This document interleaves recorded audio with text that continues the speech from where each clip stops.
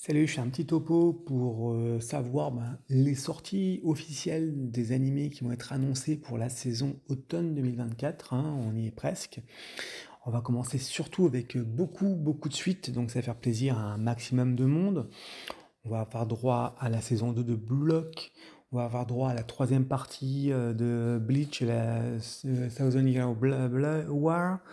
On va avoir droit à la seconde saison de Shangri-La, donc pour moi j'achète. On va avoir droit à la troisième saison d'Ari Fureta, un isekai un peu borderline. Vous pouvez aller voir ma critique dans mes vidéos. On va avoir, moi, ce que j'attends bien évidemment, Dame Nashi saison 5 avec une grosse impatience.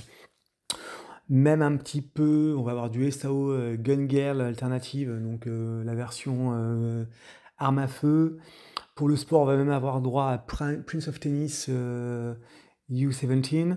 On va avoir droit à la seconde saison, en tout cas la deuxième partie, la première saison, de réincarner comme un aristocrate à la recherche de talent, que j'ai également abordé précédemment. Nous aurons également droit au passage à la deuxième saison de Fahrenheit of Apocalypse, donc les 4 cavaliers de l'Apocalypse.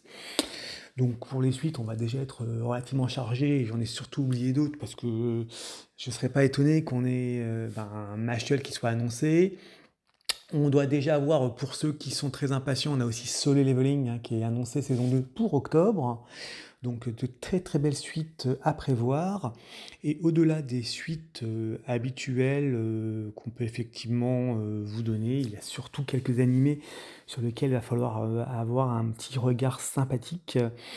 On va voir le remake de Ranma 1,5. Alors, si vous avez connu comme moi Club Dorothée il y a bien longtemps, Ranma 1,5 est un des premiers animés qu'on a pu voir qui était très bien et qui effectivement mérite un remake. Donc, à voir ce que ça va donner, ce sera sur Netflix. On va avoir Dame Dadan, une série dont tout le monde parle. J'avoue que je suis totalement novice sur le sujet, mais a priori, ça devrait être sympathique. On va avoir droit à Gundam Requiem pour une vengeance également sur Netflix. Alors Disney n'a pas encore annoncé ses animés, hein, donc on sait qu'ils aiment pas trop parler des animés qui vont sortir. On pourrait peut-être avoir des belles surprises, hein, comme précédemment avec Sakura Familia ou des choses comme ça. Et puis on a bien évidemment pour les grands fans de la première heure, on va avoir droit à Dragon Ball Daima, là encore à voir si ça va être aussi sympathique que ce qu'on peut imaginer.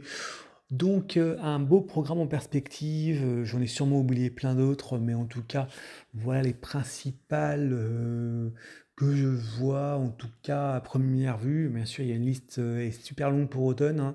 Tout est disponible sur Internet si vous voulez la liste. Effectivement, je me suis surtout axé sur les séries qui semblent pour moi, à mon sens, qui m'intéressent moi, donc c'est d'être un peu égoïste.